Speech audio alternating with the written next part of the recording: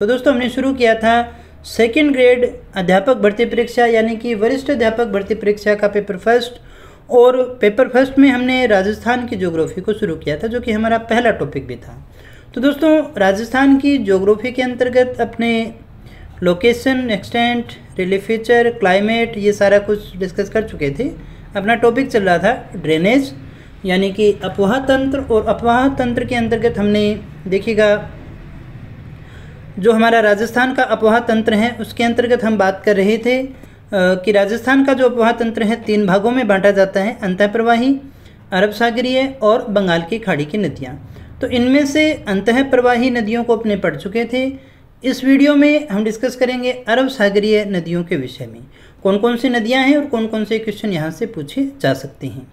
तो चलिएगा शुरू करते हैं। सबसे पहले अरब सागर के अपवाह तंत्र की प्रमुख नदियों में जो हमारी पहली और सबसे इम्पोर्टेंट नदी आती है वो है माही नदी। दोस्तों यहाँ से बहुत बार बहुत इंपॉर्टेंट क्वेश्चन आपसे पूछे जाते हैं। इसकी चर्चा हमने तब भी की थी जब हमने भौतिक प्रदेश को पढ़ा था।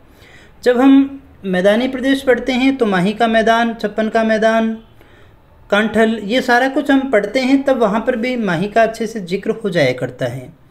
जो बची हुई चीज़ें हैं वो यहाँ पर अपने डिस्कस करने वाले हैं। तो किसी भी नदी के अंदर हमें जो चीज़ें याद करनी होती हैं, एक तो उसका उद्गम कहाँ से होता है, एक वो कहाँ से निकलती है, एक अगर उस पर कोई संगम है तो एक वो किस सागर में जाती है, वो वाली चीज़ हमें याद रखनी है। इसके अलावा उसकी सहायक नदियाँ हैं उसके विषय में भी हमें चर्चा करनी होती है। इसके अलावा उस पर कोई बांध है तो दोस्तों देखा हमने कितनी सारी चीज़ें। इसके अलावा अगर कोई नगर उसके किनारे है तो वो भी हमारे लिए इम्पोर्टेंट हो जाया करता है। तो दोस्तों ये जो नदी है माही नदी कहाँ से निकलती है, तो सबसे पहले एमपी में निकलती है। एमपी में कहाँ से? विंध्याचल की पहाड़ी, विंध्याचल से। और विंध्याचल में कौन सी पहाड़ी? अमरोरू की पहाड़ियाँ। और अमरोरू की पहाड़ियों की मेहंद झील से ये नदी जो है वो निकलती है। अब इसको इधर से शुरू करेंगे। माही नदी कहाँ से निकलती है? मेहंद झील से। मेहंद झील कहाँ है? अमरोरू की पहाड़ियों में जो कि विंध्याचल में है। और ये कहाँ है दोस्तों? ये एमपी के अंदर है।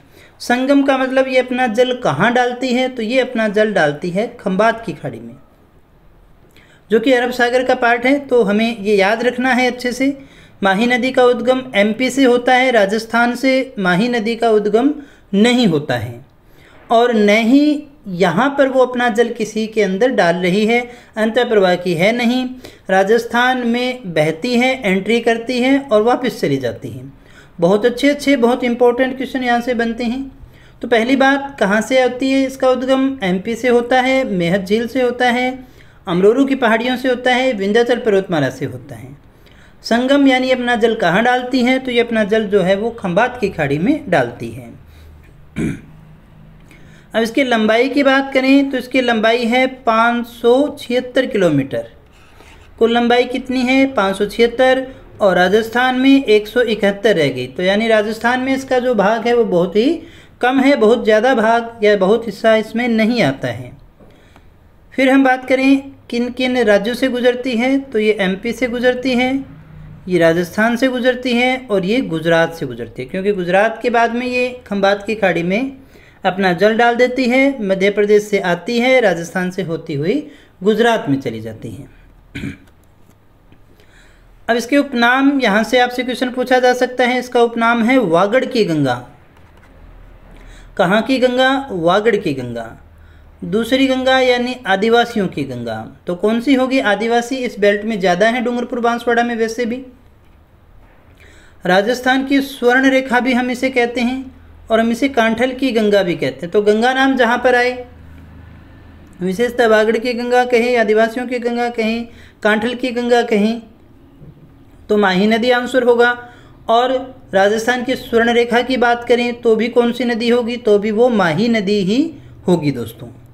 अब इसके बाद में यहाँ सबसे इम्पोर्टेंट जो इसका क्वेश्चन आता है वो ये है कि कर्क रेखा को 2 बार काटने वाली नदी। वैसे तो हम इसको विश्व स्तर पर भी देखते हैं, ज्ञात जहाँ तक मुझे ध्यान में है ये एक ही नदी है जो कर्क रेखा को 2 बार काटती है। तो कर्क रेखा को 2 बार काटने वाली नदी कौन सी है? माही नदी है, इसलिए इम्पोर्टेंट हो जाती है और सबसे ज़्यादा बार पूछा जाने वाला ये हमारा प्रश्न है। एकमात्र ऐसी नदी है जिसका प्रवेश और निकास दोनों ही दक्षिण से होता है।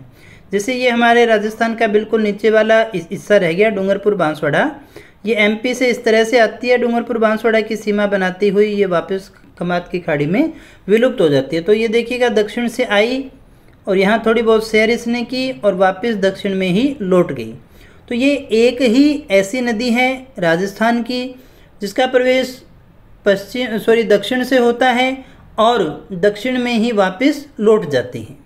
तो मैंने कहा दक्षिण से आने वाली कई है, ध्यान दीजिएगा, दक्षिण से आने वाली कई नदियां हैं, चंबल भी है, पार्वती, काली सिंध वगैरह वो भी हैं, लेकिन वो वापस इधर लौटती नहीं है। मैंने कहा कि ऐसी नदी जिसका प्रवेश और निकास मतलब आना भी दक्षिण से ही है और उसका वापस जाना भी किधर होता है, उसका वापस जाना भी दक्षिण में ही होता है। तो ऐसी एकमात्र नदी कौन सी है, माही नदी। कर्क रेखा को 2 बार काटने वाली नदी कौन सी है, वो है माही नदी। कितने किलोमीटर टोटल लंबाई, 576 किलोमीटर। राजस्थान में कितनी है, 171 किलोमीटर। माही का प्रवाह क्षेत्र जो है वो बांसवाड़ा में क्या कहलाता है, छप्पन का मैदान, और प्रतापगढ़ में कांठल के नाम से जाना जाता है। अभी हमने इसको बात भी की थी जब हमने ज्योग्राफी के भौतिक प्रदेश पढ़े थे। तो छप्पन का जो मैदान है वो भी इसी का प्रवाह क्षेत्र है, और प्रतापगढ़ में कांठल माने होता है किनारा, यानी माही नदी का किनारा। तो प्रतापगढ़ में इसे हम कांठल के नाम से जानते हैं। अब इसके बाद में दोस्तों जो इसकी इम्पोर्टेंट बात है वो ये है कि मानसून काल में पश्चिमी राजस्थान को माही नदी से पानी उपलब्ध कराने के लिए सुजलम सुफलाम योजना चलाई गई थी। क्या राजस्थान को माही नदी से जल उपलब्ध करवाने के लिए पश्चिमी राजस्थान को सुजलाम सुफलाम परियोजना शुरू की गई थी।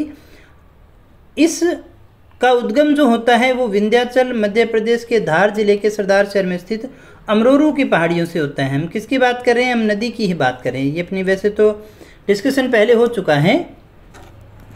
तो ये राजस्थान में कहाँ से प्रवेश करती हैं, ये राजस्थान में खांदू ग्राम से प्रवेश करती है। जैसे हमने कहा ना दक्षिण से आती हैं और दक्षिण में लौट जाती हैं, तो खांदू जो गांव है वहाँ से बांसवाड़ा का है। खांदू कहाँ का है, बांसवाड़ा का गांव है, जहाँ से ये राजस्थान में प्रवेश करती हैं। निकलती कहाँ से है, ये निकलती कहाँ से है मेरे प्यारे दोस्तों, ये अमरोरू की पहाड़ियों से निकलती हैं। अमरोरू कहाँ है, एमपी के अंदर है, याद रखना है आपको अच्छे से। और बांसवाड़ा के बोरखेड़ा शहर, बांसवाड़ा का कौन सा शहर प्यारे दोस्तों, बांसवाड़ा का जो शहर है बोरखेड़ा शहर, जो कि राजस्थान का सबसे छोटा शहर भी माना जाता है।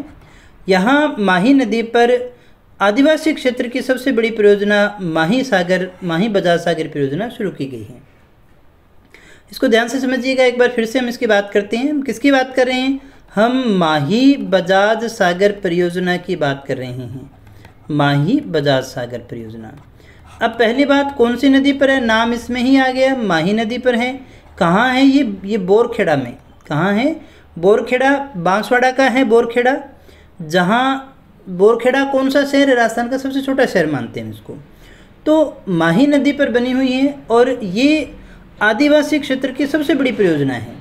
अब देखिए यहाँ पर क्वेश्चन कौन कौन से आपसे पूछे जा सकते हैं। नंबर 1, माही नदी पर जो माही बजाज सागर परियोजना है वो कहाँ है, तो बोरखेड़ा शहर बांसवाड़ा में है। दूसरा क्वेश्चन आपसे पूछा जाए आदिवासी क्षेत्र की सबसे बड़ी परियोजना कौन सी है, तो माही बजाज सागर परियोजना है। माही बजाज सागर परियोजना कौन सी नदी पर है, तो वो माही नदी पर बनाई गई है। यहाँ से इतने क्वेश्चन आपसे पूछे जा सकते हैं। माही बजाज सागर जहाँ आदिवासी क्षेत्र की सबसे बड़ी परियोजना है, वहीं राज्य का सबसे लंबा बांध भी है, ये भी आपको याद रखना है। अगर आपसे पूछा जाए राजस्थान का सबसे लंबा बांध कौन सा है, तो भी कौन सा होगा, माही बजाज सागर। इसको बजाज सागर की जगह बजाज कर लीजिएगा। जलापूर्ति के लिए इसी नदी पर एक कागदी पिकअप बांध का भी निर्माण किया गया है।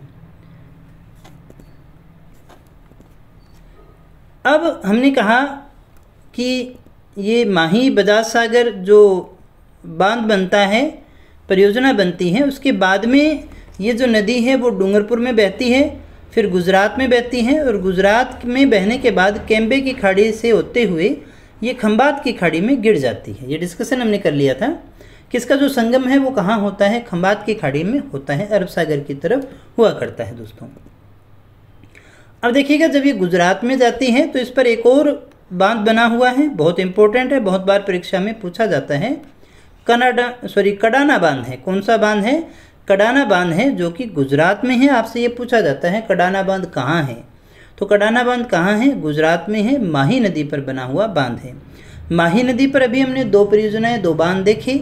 एक तो माही बजाज सागर जो बोरखेड़ा बांसवाड़ा में थी, दूसरी जो है कडाना बांध परियोजना है जो कि गुजरात में है। ये जो नदी है, यहाँ हम किसकी बात कर रहे हैं? माही की। डूंगरपुर और बांसवाड़ा जिले की क्या करती है? सीमा बनाती है। माही नदी डूंगरपुर और बांसवाड़ा की सीमा बनाती है। यही कहा ना हमने कि इधर से आती है और डूंगरपुर बांसवाड़ा की सीमा बनाती हुई दक्षिण की तरफ चली जाती है। दक्षिण से आई और दक्षिण में ही ये लौट गई। अब माही परियोजना जो है उसकी 45% हिस्सा राजस्थान का और गुजरात का 55% हिस्सा है। तो इस प्रकार से अगर आपसे पूछा जाए माही बजाज सागर में एक और प्रश्न बनता है, माही परियोजना जो है, माही परियोजना की मैं बात कर रहा हूँ, माही परियोजना में राजस्थान का हिस्सा कितना है? तो 45 है और गुजरात का कितना है? 55 है। यहाँ पूछा जा सकता है कि किन किन की संयुक्त परियोजना है, तो माही परियोजना जो है वो राजस्थान और गुजरात की संयुक्त परियोजना है। एमपी इसमें शामिल नहीं हो रहा है। विद्युत में संपूर्ण अधिकार किसका है? राजस्थान का है। बिजली जो आएगी उसमें पूरा अधिकार हमारा है। अब देखिएगा यहाँ से एक और क्वेश्चन जो आपसे पूछा जा सकता है, माही परियोजना में माही नदी पर बने हुए बांध। देखिए माही की सहायक नदियों पर बने बांधों की मैं बात नहीं कर रहा हूँ, मैं कर रहा हूँ माही परियोजना में माही नदी पर जो बने हुए बांध हैं। सबसे पहला बांध माही बजाज सागर बांध बांसवाड़ा में है। कागदी पिकअप बांध भी बांसवाड़ा में ही है। और कडाना बांध कहाँ है? गुजरात में है। 3 बांध हैं, तीनों काफ़ी ज़्यादा इम्पोर्टेंट हैं। और जहाँ 3 है वहाँ प्रश्न है, मैंने आपसे हमेशा कहा है, क्योंकि यहाँ पर ऑप्शन बनाना आसान हो जाता है। इसमें एक त्रिवेणी संगम भी बनता है, सोम माही जाखम नवाटापुरा डूंगरपुर में। किस किस का है? सोम नदी का है। त्रिवेणी संगम किस किस का? जहाँ 3 नदियाँ मिलती हैं, जहाँ पर 3 नदी मिलती है उसे अपने त्रिवेणी संगम कहते हैं। तो सोम माही और जाखम है ना, ऐसे आती है। तो सोम माही और जाखम का ये संगम होता है। यहाँ नवाटापुरा जो है, यहाँ पर जो है माघ पूर्णिमा को क्या होता है? मेले का आयोजन किया जाता है, बेणेश्वर धाम। इसे आदिवासियों का कुंभ भी कहा जाता है। आदिवासियों का कुंभ कहते हैं, लेकिन सर्वाधिक भाग लेने वाले यहाँ पर कौन सी जनजाति हैं? तो वो भील जनजाति रहेगी। तो दोस्तों हमने क्या पढ़ा? सोम माही और जाखम का जो संगम है वो नवाटापुरा में है। सोम माही जाखम का माघ पूर्णिमा को यहाँ पर बेणेश्वर धाम में आदिवासियों का कुंभ कहते हैं, वहाँ पर मेला लगता है। सबसे ज़्यादा जो यहाँ पर भाग लेते हैं वो लेते हैं भील जनजाति के लोग। अब हम बात करें माही की सहायक नदियाँ, तो सोम है, जाखम है, अनास है, इरू है, हरण है और मोरेल है। तो दोस्तों जब बिल्कुल उसको टिपिकल क्वेश्चन बनाना हो तो वो इस तरह के प्रश्न पूछ लेता है, इनमें से कौन सी जो माही की सहायक नदी है या फिर नहीं है। तो सोम, जाखम, अनास, इरू और हरण और मोरेल हैं। अब इनकी कोई ट्रिक है तो आप उसी हिसाब से इनके नाम आसपास जोड़ करके बना सकते हो। ये हमारी जो नदी है सोम नदी, जिसकी अपने बात कर रहे हैं, अभी तक हमने इसके बारे में देखा। तो ये अमरोरू की पहाड़ियों में मेहद झील है। ये मेहद झील है जहाँ से ये नदी निकलती है। और खांदू बांसवाड़ा से, कहाँ से? खांदू बांसवाड़ा से ये राजस्थान में प्रवेश करती है। यहाँ इरू नदी इसमें आकर के मिलती है, इसकी सहायक नदी है। यहाँ पर देखिए माही बजाज सागर बांसवाड़ा में जो है माही बजाज सागर बांध बना हुआ है। अब आगे जाते हैं तो यहाँ पर ये हमारा त्रिवेणी संगम रह गया, जिसे अपने बेणेश्वर धाम की बात करें तो इसमें ये सोम नदी आती है और ये जाखम नदी आती है। दोनों नदियाँ आकर के यहाँ पर मिलती है। दोस्तों जाखम नदी पर बना हुआ है प्रतापगढ़ के अंदर जाखम बांध। ये जब अपने जाखम नदी को देखेंगे वहाँ भी बात करेंगे, लेकिन हम यहाँ पर मूल चीज़ इसको देखेंगे। तो यहाँ पर ये जो बांध है, ये जो धाम है वो बेणेश्वर धाम के नाम से जाना जाता है। इधर आप देखिएगा कडाना बांध है। कौन सा बांध है? कडाना बांध। कहाँ पर है ये? गुजरात में है। कडाना बांध गुजरात में है। ये गलियाकोट डूंगरपुर, ये अनास नदी यहाँ मिलती है। और अंत में ये जो नदी है वो अपना जल कहाँ डालती है, वो खंबात की खाड़ी में डालती है। तो उम्मीद है सारी चीज़ें आपको अच्छे से समझ में आ गई होगी, आ रही होंगी। किसी प्रकार की कोई दिक्कत हो तो वीडियो को दोबारा देखना, आराम से सारी चीज़ें समझ में आ जाएगी। सारे क्वेश्चन एक एक करके हमने डिस्कस किए, कुछ भी हमने नहीं छोड़ा है। फिर हम इसकी सहायक नदी की बात करें तो सबसे पहले जो हमारी सहायक नदी आती है वो है सोम नदी। अब यहाँ जो हमें याद करना होता है कि सोम नदी का जो उद्गम होता है वो कहाँ से होता है, उदयपुर से होता है। तो सोम नदी का जो उद्गम है वो उद और उदयपुर याद रख लीजिएगा। ऋषभदेव जो हैं उसी के समीप बाबलवाड़ा के जो जंगल हैं उन जंगलों में बिछामेड़ा की पहाड़ियों से होता है। तो सबसे पहले हमारे माइंड में आना चाहिए सोम नदी का उद्गम कहाँ से होता है, बिछामेड़ा की पहाड़ियों से। कहाँ से होता है, बिछामेड़ा की पहाड़ियों से। ये कहाँ है, उदयपुर में है। उदयपुर में पर्टिकुलर जगह किसके समीप है, तो ऋषभदेव के समीप है। कौन से जंगल है, तो बाबलवाड़ा के जंगल हैं। इस प्रकार से आप इस चीज़ को टुकड़ों में याद करोगे तो ये चीज़ें याद रह जाएंगी। अगर आप इसको एक लाइन में, एक सेंटेंस में याद करोगे तो याद रखना मुश्किल होता है। यहाँ से ये नदी जो निकलती है ये उदयपुर और डूंगरपुर की सीमा बनाती है, मध्य सीमा बनाती है। और फिर डूंगरपुर में बेणेश्वर नामक स्थान पर ये माही नदी में मिल जाती है। अभी हमने इसको मैप को भी देखा था और इसकी चर्चा भी की थी। ये माही नदी ये यहाँ से इस तरह से आकर के मिल जाती है बेणेश्वर धाम में। इधर से जाखम, ये जाखम हो गई, और इधर से जो है सोम नदी यहाँ पर आकर के मिल जाती है। तो ये सोम नदी इधर से आकर के मिलती है और ये जो स्थान है वो बेणेश्वर धाम के नाम से जाना जाता है। सोम नदी पर उदयपुर में, अब यहाँ देखिएगा जो याद रखना है, सोम नदी है, इसमें सोम कागदर परियोजना है। सोम नाम आ गया ना तो जोड़ लेना इसके साथ में, उदयपुर में ही है। सोम कागदर परियोजना है और डूंगरपुर में सोम कमला अम्बा परियोजना है। तो सोम नदी पर दो परियोजनाएं अपने देख पा रहे हैं। एक तो सोम कागदर परियोजना जो कहाँ है, वो जो उदयपुर में है।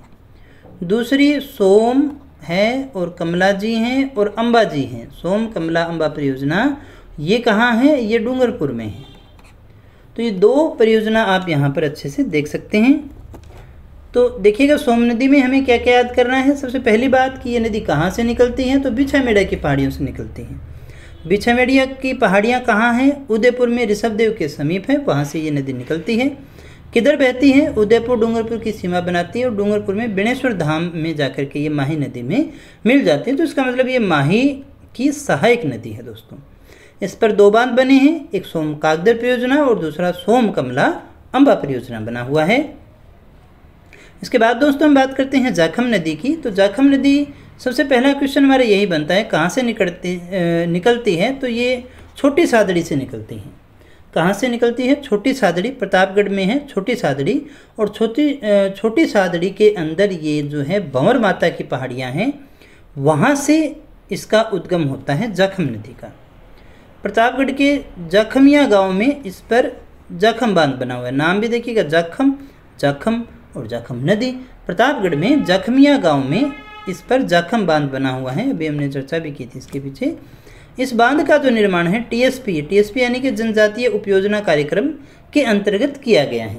अब यहाँ बहुत अच्छा क्वेश्चन आपसे पूछा जा सकता है, कौन सी परियोजना या कौन से बांध का जो निर्माण है वो टीएसपी के अंतर्गत करवाया गया है, तो वो होगा जाखम बांध जो जाखमिया गांव में है, जाखम नदी पर है। जाखम नदी वो नदी है जो भंवर माता की पहाड़ियों से निकलती है। भंवर माता की पहाड़ियाँ कहाँ हैं, तो वो छोटी सादड़ी में है। जाखम परियोजना से लाभान्वित होने वाला जिला कौन सा है, वो केवल प्रतापगढ़ है। प्रतापगढ़ को ही ज़्यादातर लाभान्वित करती है।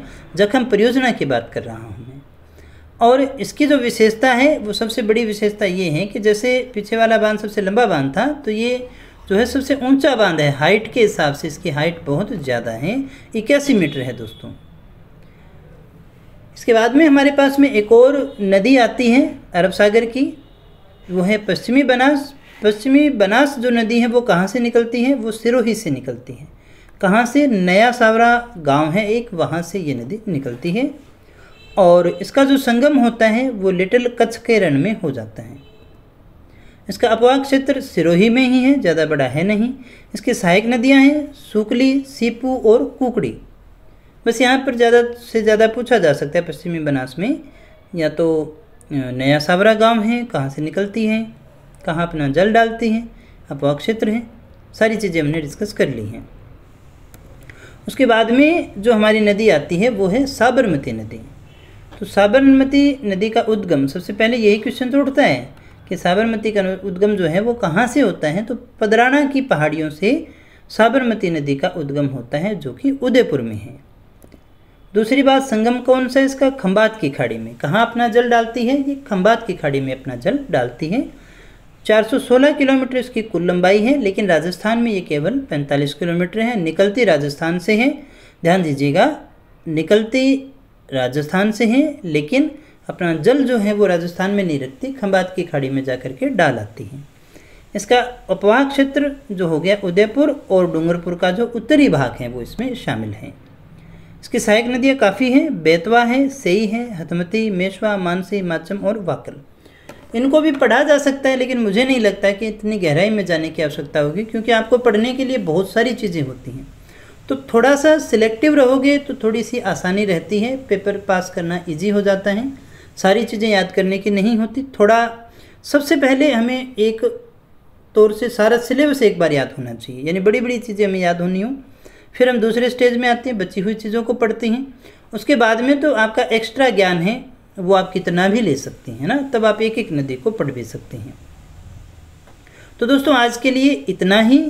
अब इसके बाद में जो हमारी नदी बचती थी वो थी लूनी नदी, तो वो अभी इसी के साथ पूरा नहीं हो पाता और मिक्स भी हो जाता, उसे अपने नेक्स्ट वीडियो में देखेंगे। उसके बाद में एक और वीडियो के अंदर हम इस टॉपिक को पूरा कर लेंगे। तो मुझे उम्मीद है सारी क्लासेज आपके लिए लाभदायक साबित हो रही है। अतुल्य संस्थान का ये प्रोग्राम आपकी तैयारी में मील का पत्थर साबित हो रहा होगा। तो दोस्तों मिलते हैं नेक्स्ट वीडियो में कुछ और नई जानकारी के साथ, कुछ और नई नदियों के साथ। तब तक यूँ ही बने रहे हमारे साथ। Thank you very much.